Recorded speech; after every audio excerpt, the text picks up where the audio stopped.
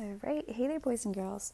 So we left off with our drawing portion of our op art hands, and they should look pretty much something like this: a full hand, curved lines inside of the hand, and straight lines on the outside.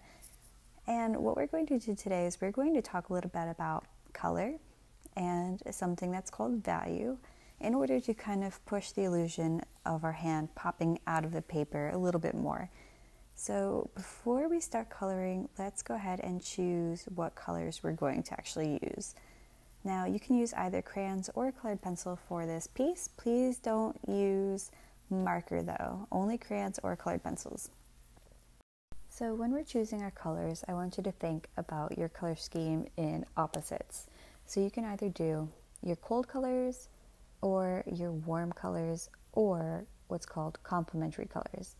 Now your cold colors, we know this by now, is our blues, our greens, and our purples.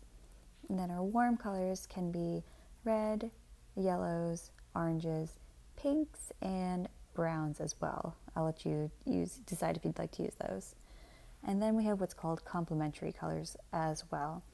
Now your complementary colors are the colors on the color wheel that are opposite from one another. So for example, you have purple and yellow, red and green, and blue and orange are all sets of complementary colors. And here's an example of a color wheel that shows you the complementary colors as well. So now for your piece, you're going to choose a cold color and a warm color, but I want you to make sure you're matching them as a complementary pair as well. So if you're choosing, let's say, blue as your cold color, make sure you choose orange as your warm color.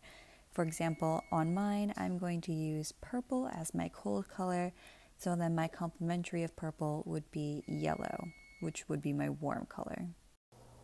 Sorry about that beeping. My lunch was finished cooking, so. All right, so let's move on to our coloring part of our op art hand. So we've already picked our colors. Please remember, if you are confused about complementary colors or which set to pick, go back to that color wheel that I showed a little bit earlier, and that'll help you pick out a color scheme, okay? So around our hand, we're going to be creating a shadow, and that's what is going to create the effect of the op art. So that's what's going to create the illusion.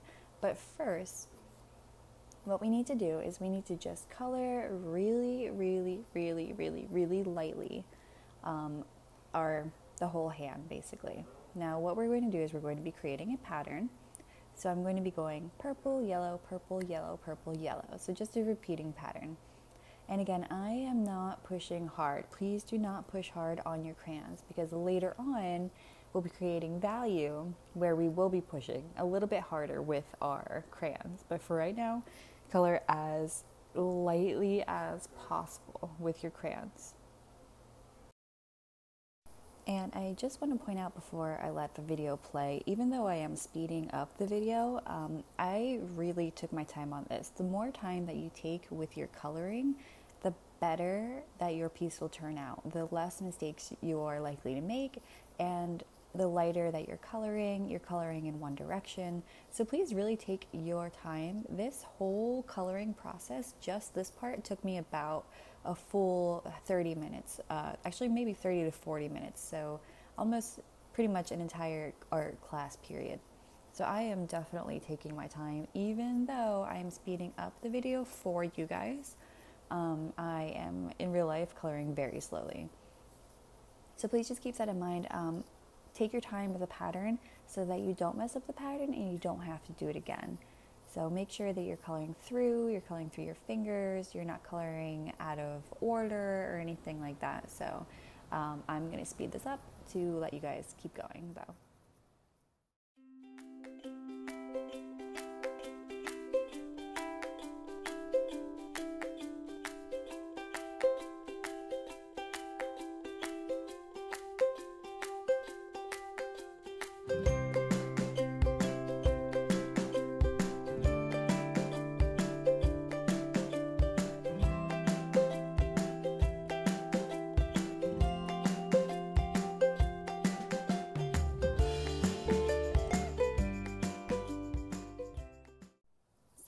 actually going to go ahead and stop this video here.